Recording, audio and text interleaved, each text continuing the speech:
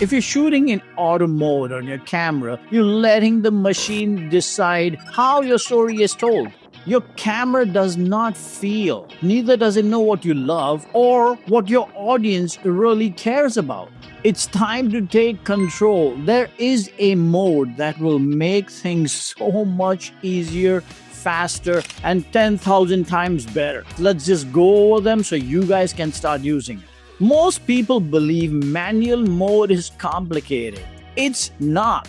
It's the simplest, most powerful tool you have in your camera.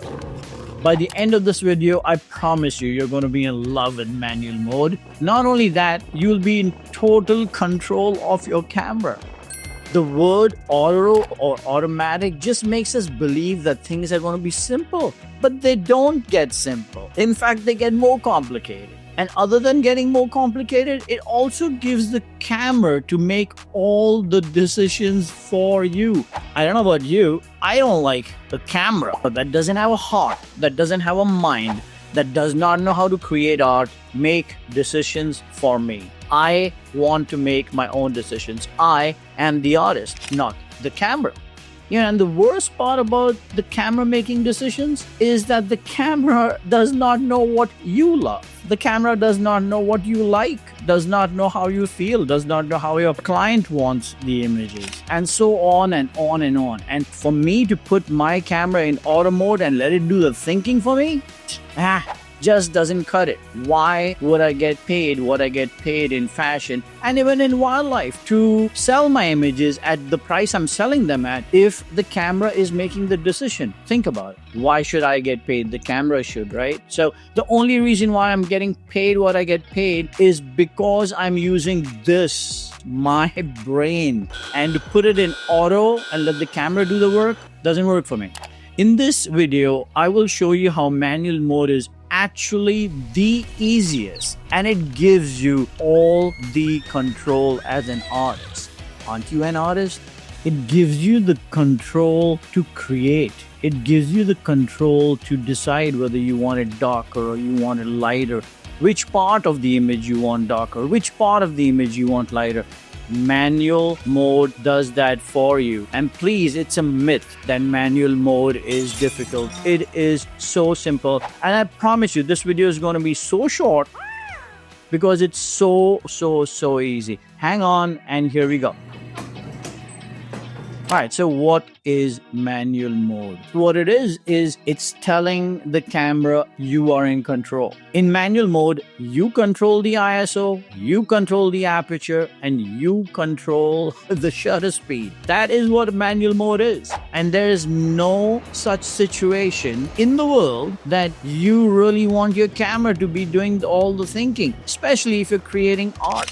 You must do the thinking in manual mode. So let's break this down. Let's make it simple. So if there are three components that control your exposure, let's eliminate two of them, and that makes life so much easier, right? Eliminate two modes. Take ISO, and you don't need to control it. Put the ISO at the number that your camera manufacturer is telling you to put it at to get the best results. I mean, you want the best results, right? So put it there. Do not touch it. Let it stay. So out of three controls, now you eliminated one. Now you take aperture, and based on the subject that you're shooting and based on how you feel and based on what you want to do with your image, you will set the aperture to a certain value. I set it to 2.8, or the number that gives me the maximum amount of light.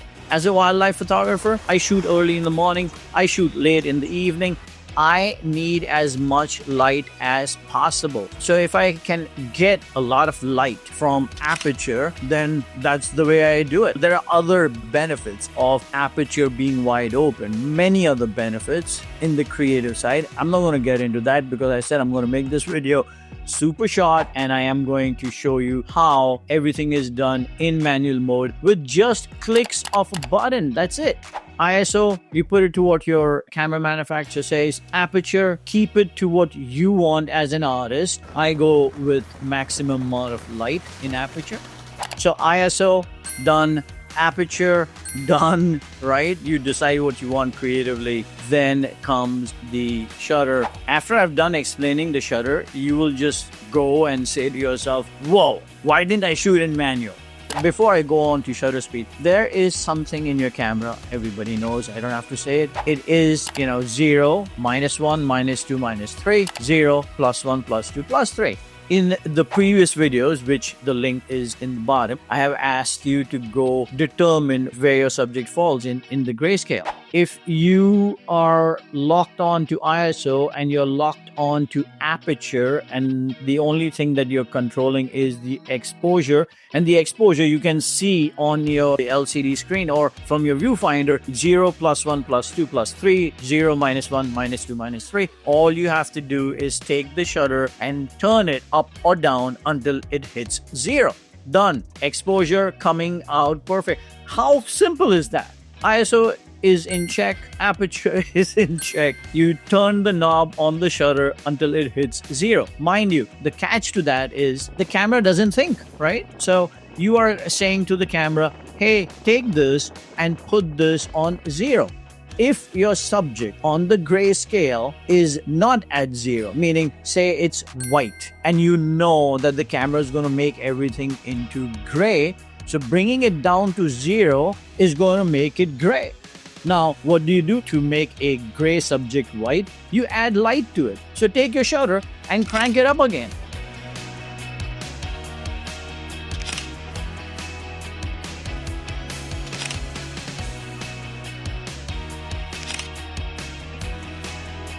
For a white subject, I'm going to say about a stop and a half should be plenty. So this is the math. That's all the math that you need to do in your brain. You don't need to mess around with your ISO. You don't need to mess around with your aperture. All you need to do is calculate in your brain, white subject, let me bring it up.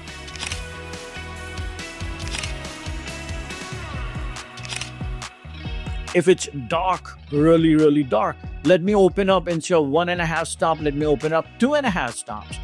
Do it just by shutter. One thing to keep in mind, if you go below 100, you need to have a tripod for sure, for sure.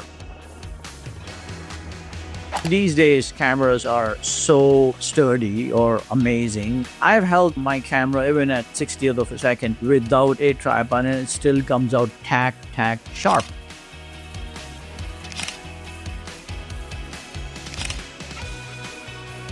Bottom line, you don't have to carry a tripod, but if you carry a tripod, all good. I think that's absolutely fine. But that's not a conversation for this video. In this video, I just want to hit home with saying manual mode is far easier to control than any auto mode. Auto mode, you got to think this and you got to think that, and you got to do this and you got to do that. Manual mode, shutter speed, that's the end of the story. Everything is there and you're getting the images that you want, not the machine.